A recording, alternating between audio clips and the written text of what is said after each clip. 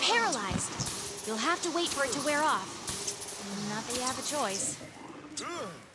So, Monster Hunter World. Fantastic, right? Engrossing, complex, high-octane and extremely challenging.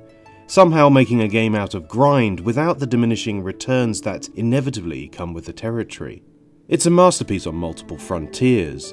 Visually arresting, mechanically engaging, and, most excitingly for me, it has that extra something that can't quite be put down to one specific element. A sense of place, of organicness, a means of putting the player front and centre without creating that familiar online problem of the 1001 chosen ones. But there's something else quietly smouldering at the heart of the Monster Hunter community. A deep-set unease with the game. Its majesty offset by a perhaps unwarranted guilt for your actions therein. Predators who feel bad for their prey. Empathy is not abnormal, sure, but what's particularly interesting is this phenomenon doesn't seem affected by partisan lines. In pursuit of the hunt, you have carnivores crowing cruelty, and vegetarians slaughtering by the dozen, and vice versa. It's a digital realm, no real animals harmed no matter how many fatal blows you connect, but it's not about the impact, it's about the idea. And for some, the idea is too much. Why is this?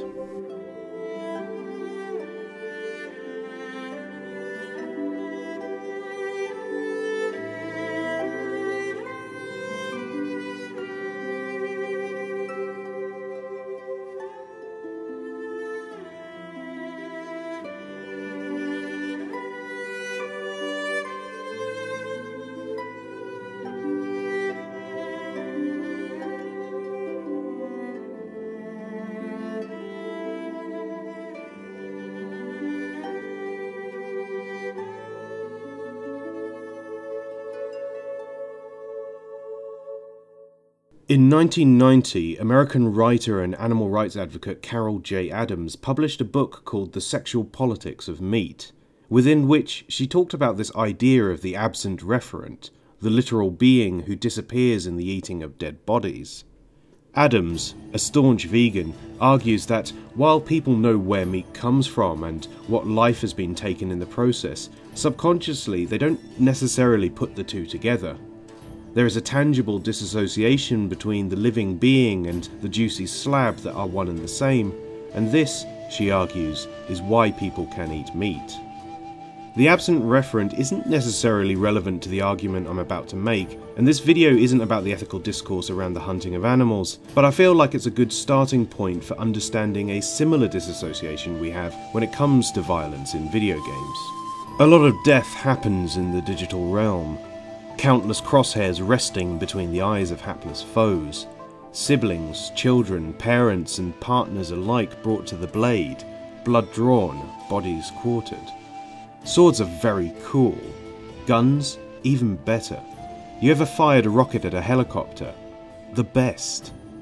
Part of the reason we can so salaciously enjoy these wanton acts of death and destruction is that video game violence is very much divorced from the nasty consequences of its real-world counterpart. No matter the fidelity, we are content with mowing down scores of bad men, slicing our way through oppressive regimes, and even sometimes acting out humanity's darkest desires, and we feel comfortable doing so specifically because it's not real. Not in the sense that matters to our cerebral selves. In a way, the closer a game gets to realism, the harder it is to make this connection between the two realms. Sometimes you'll get a smarmy morality tale wedged in during moments of respite between the killings. A hypocrite god chastising you for engaging with the world in quite literally the only way you're able to. Spec Ops: The Line was particularly guilty of this sin. And even on a philosophical level, we're okay with the killing of men because they are us and we are them. They are the dark half, spectres cast into the harsh light of day and directed at the business end of our barrels. They are us and we are them.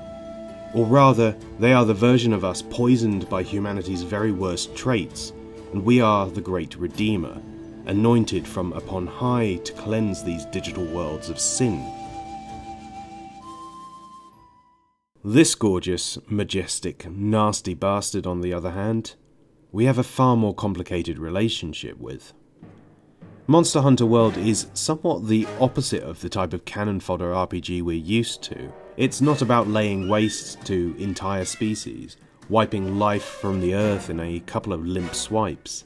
Fights are long, drawn-out affairs. The brutal nature of the hunt amplified by how much time it takes to render just one beast to the soil. Every single encounter is an exhausting pursuit, dragging you across the map, while often requiring lightning reflexes and tearing your focus between the environment, your target, the user interface, and all in rapid succession. The amount of time you spend with your prey invites a worrisome intimacy, something many of us are not used to. What compounds this further is the visual fidelity and animation quality in Monster Hunter World is phenomenal. There is a frankly absurdly impressive attention to detail here. The game genuinely lets you see the whites of your prey's eyes, and the way they move, like real animals. It really is unlike anything I've seen in other games. Of course, all this would be for naught were it not for the game's artificial intelligence, a sophisticated web of paradigms and variables that, coupled with both the visuals and animation, lend each monster a sense of believable autonomy. Some beasts are always aggressive, others choose to ignore you until provoked. When they can't see you, they don't simply shut down or wander around aimlessly.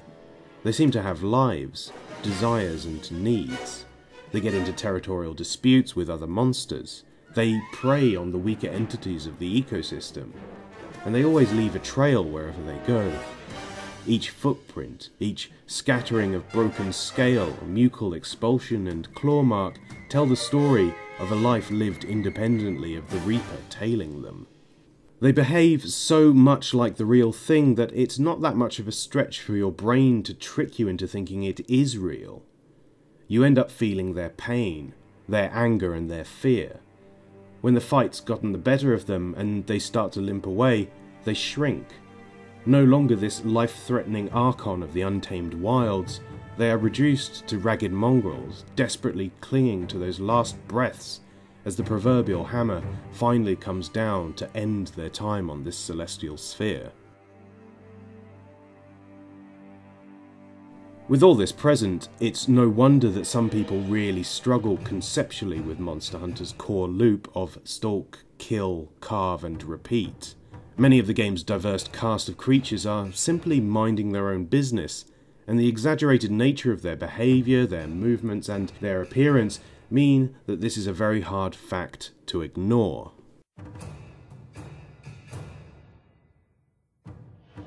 Monster Hunter as a series was always going to be a tough sell for people who love animals, be they carnivorous or vegetarian. It's easy to project a sort of facsimile of humanity on other beings, imbue them with a defined personality, give them a cute name like Moggs or Rover. We wouldn't dare think about harming some animals, even as we're bringing the carcasses of others to our lips. This is all normal human behaviour, and Monster Hunter World's greatest triumph, arguably, is that it exacerbates this dissonance, abolishing the absent referent in favour of a front-row seat to the realities of the hunt. Even the oft-regarded capture mechanic, a humane alternative, is far from that. Sure, you aren't killing them, but rather you condemn them to a fate arguably worse than death. The arena offers no avenues for escape, and no matter how many hunters fall to a beast's claws, they are merely delaying those inevitable, painful, fatal moments. I mean, Christ, look at the Dragonator. Only a human could create something so insidious. Perhaps, after all these ethical ponderings and analytical affirmations, this is the real crux of the issue. They are animals, not people. Human beings we can offer ourselves a certain moral distance from because we know our own capability for malicious intent. We can comprehend how selfish, how angry and vengeful humans can be.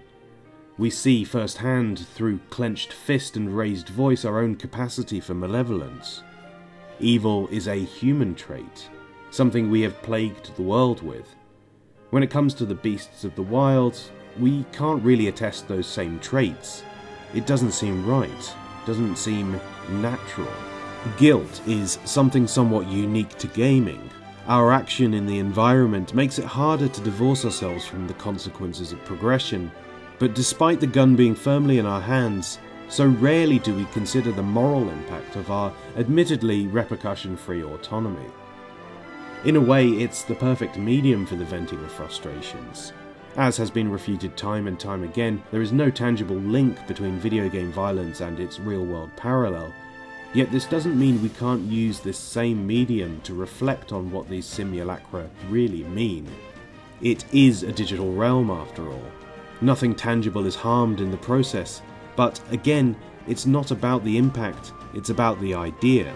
Forcing an audience to contend with this kind of moral quandary is a skill very few titles have succeeded with, and yet, in putting you, the player, nose to nose with nature in all its humbling glory, Monster Hunter World speaks volumes about our relationship with violence and the wider implications of the hunt.